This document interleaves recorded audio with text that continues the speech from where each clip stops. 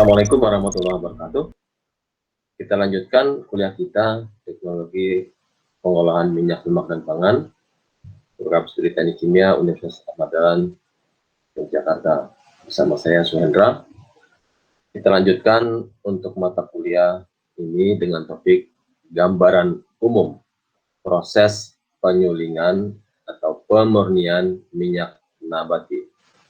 Dan sudah paham semua mengapa minyak nabati perlu dimurnikan, karena minyak nabati ini memiliki banyak komponen yang bisa mengurangi kualitas produk, bisa mengganggu penggunaan produk, atau bisa mengganggu dalam memproduksi produk tersebut, atau bahkan ada produk-produk atau produk samping yang tidak menguntungkan bagi kesehatan manusia bila dikonsumsi. Karenanya produk tersebut perlu dimurnikan. Mari kita lihat satu persatu. Sebagai contoh yang paling banyak kita dapatkan dalam teori-teori pengolahan minyak nabati adalah bagaimana mengolah crude palm oil atau bahan baku dari minyak kelapa sawit. Minyak kelapa sawit ini merupakan produk Indonesia terbesar saat ini, di mana Indonesia sebagai negara produser terbesar kelapa sawit. Karenanya merupakan teknologi yang aplikatif dan berguna di masa depan apabila kita mengembangkan ini.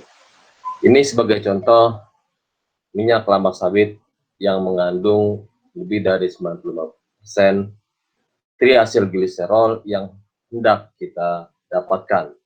Sementara sisanya adalah fraksi non-triasylgliserol yang harus kita pisahkan. Contohnya fosfatida, free fatty acid atau asam lemak bebas, produk oksidasi tertentu, bahan-bahan yang tidak bisa dipisahkan karena mengandung potensi pembentukan semacam sabun, foam, dan sebagainya, atau produk-produk lain yang tidak menguntungkan bagi produk akhir dalam penggunaannya. Intinya adalah ini yang akan kita pisahkan, ya, sebagai contoh asam lemak bebas, mono N-D asylgliserol, fosfoasylgliserol, pigmen, kemudian produk oksidasi, protein tertentu, produk-produk wax atau lilin, hidrokarbon tertentu, kandungan air, kotoran-kotoran, partikel, dan sebagainya yang harus kita pisahkan. Demikian juga sisa-sisa kemungkinan adanya pestisida. Intinya adalah tujuan pemurnian ini adalah untuk menghilangkan komponen tersebut yang memiliki efek buruk pada kualitas minyak secara keseluruhan. Ini adalah beberapa contoh minyak sawit pada berbagai tahap penyulingan.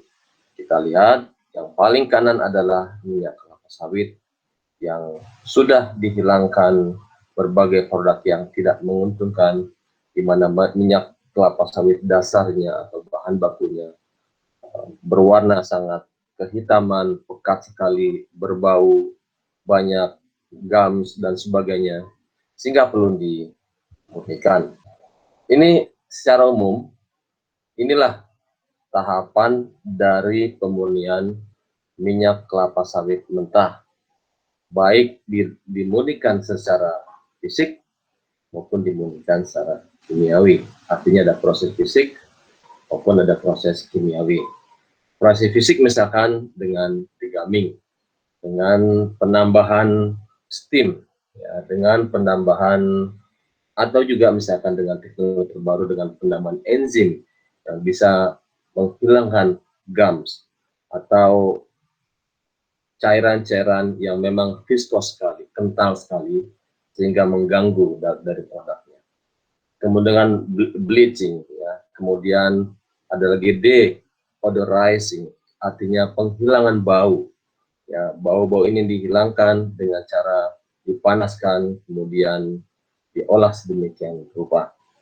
Ya, kemudian dengan pemurnian kimia juga dilakukan, di mana yang tadinya banyak mengandung asam, free fatty acid, misalkan yang berkontribusi peningkatan asam, dihilangkan asamnya, kadar asamnya dengan netralisasi menggunakan alkali, misalkan kaustik soda misalkan, contohnya seperti itu.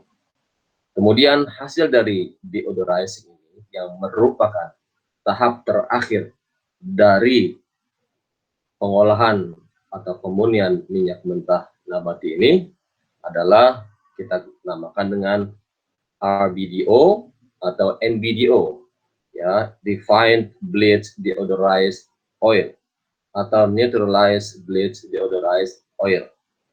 Nah, yang kemudian memiliki fraksi-fraksinya atau banyak komponen-komponen yang tergantung dari titik didihnya, ya, ada titik didih fraksi stearin. Saya ulangi lagi sebelum kita memasuki terakhir dari presentasi singkat ini. Inilah penghilangan residu ataupun produk-produk yang tidak diinginkan dalam pengolahan minyak kelapa sawit. Degumming proses untuk menghilangkan fosfolipid, gula, resin, senyawa berprotein, trace metal, dan sebagainya. Kemudian netralisasi untuk penghilangan terutama asam, ya, pigmen dan sebagainya, ya. Bleaching untuk menghilangkan pigmen, drying untuk menghilangkan kandungan air, kemudian ada filtrasi, ya, untuk menghilangkan semua partikel ataupun bekas-bekas penyulingan atau tahap penyulingan sebelumnya, dan pada akhirnya tahap terakhir adalah deodorisasi. Deodorisasi dipanaskan, deodorisasi dengan menggunakan temperatur tinggi tetapi tekanan rendah, sehingga fraksi-fraksi yang tidak diinginkan atau bau yang tidak diinginkan bisa dihilangkan.